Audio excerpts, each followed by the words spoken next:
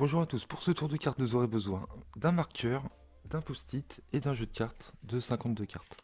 Donc ce qu'on va faire, on va mélanger un peu les cartes, comme ça, et vous allez demander au spectateur de couper le nombre de fois qu'il veut. Donc il peut couper, il s'arrête ici, et nous on va couper encore une fois, ici, comme ça. Ok. Donc le spectateur a coupé, et vous allez marquer un nombre secrètement, donc je ne vais pas vous montrer, je vous montrerai après. Voilà, je retourne, je mets ici. Et donc, vous allez demander ensuite au spectateur de choisir un nombre entre 1 et 52. Donc, il peut choisir n'importe quel nombre.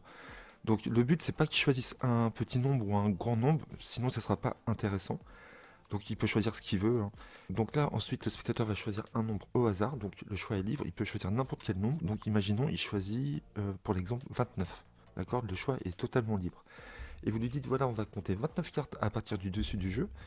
Et la 29e carte nous donnera la valeur de la carte, et la carte suivante, la 30e, nous donnera la couleur, l'index de la carte, si c'est un pic, un cœur, un trèfle ou un carreau. Donc on va compter 29 cartes, 1, 2, 3, 4, 5, 6, 7, 8, 9, 10, 11, 12, 13, 14, 15, 16, 17, 18, 19, 20, 21, 22, 23, 24, 25, 26, 27, 28, 29. Donc on tombe sur une carte, ça va être la valeur de la carte. Donc une dame, et donc la suivante, la 30e, ça va nous indiquer le pic. Donc grâce à ces deux cartes au nombre choisi par le spectateur, nous avons créé une carte, la dame de pique. Ok. Et donc là, vous dites au spectateur, regardez, voilà, vous m'avez dit un nombre n'importe lequel, vous m'avez dit 29, moi j'ai écrit 12 avant que vous ne disiez votre nombre. Et donc ce qui serait incroyable, c'est que ici, vous donnez le paquet au spectateur, et il va compter 12 cartes. Et ce qui serait incroyable, c'est qu'on retrouve en 12e position la dame de pique. Donc 1, 2, 3, 4, 5, 6, 7, 8, 9, 10, 11, 12. On est bien sur la dame de pique. Donc on se retrouve pour l'explication de ce tour. J'espère que vous avez aimé. C'est un tour automatique, vraiment très facile à faire. Et donc on va utiliser encore une fois le système. Voilà. Donc peu importe le nombre choisi par le spectateur, on va créer une carte. Et vous verrez qu'à chaque fois, la 12e, la suivante, sera toujours la carte qui correspondra à la carte choisie et à l'index. D'accord? C'est automatique. Donc vous rangez votre jeu en système, d'accord? Tous les trois. Ça, vous savez le faire maintenant. Donc moi, je le range en pique, cœur, trèfle, carreau, comme d'habitude.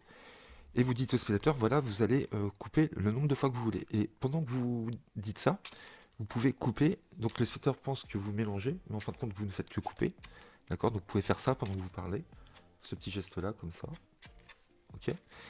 Et vous dites, voilà, vous allez couper le nombre de fois que vous voulez. Donc vous allez faire des coupes complètes. Donc vous allez couper comme ceci. D'accord? Vous lui montrez. Et avant, vous avez fait une autre fausse coupe, celle-ci, qui est très connue. Voilà.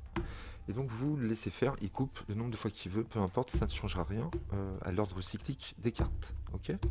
Ensuite, vous allez noter un nombre secrètement, donc vous allez marquer toujours 12, ok, et vous le cachez. Et là, ensuite, il peut nommer n'importe quel nombre entre 1 et 52. Donc attention, puisque vous devez compter 12 cartes après, le maximum c'est 40, d'accord, sinon ça ne marchera pas. Donc vous lui dites, veuillez choisir un nombre entre 1 et 52, pas trop petit, pas trop grand, pour que le tour soit plus intéressant. Sinon, c'est pas marrant. Voilà, vous lui dites pas pourquoi, mais vous lui dites ça, ça suffit. Et donc là, il peut nommer n'importe quel nombre. Donc imaginons, il choisit 17, d'accord. Et là, vous lui dites bien avant. Sinon, il pourrait penser que vous dites quelque chose par rapport aux cartes que vous retournez.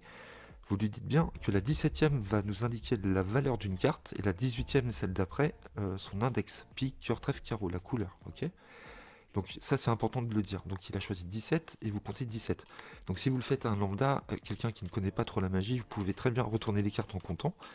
Puisque de toute façon, il ne sait pas ce que c'est un système bin, hein. Personne ne sait à part les magiciens. Donc si vous faites un magicien, je vous conseille de mettre les cartes face cachée. Ok.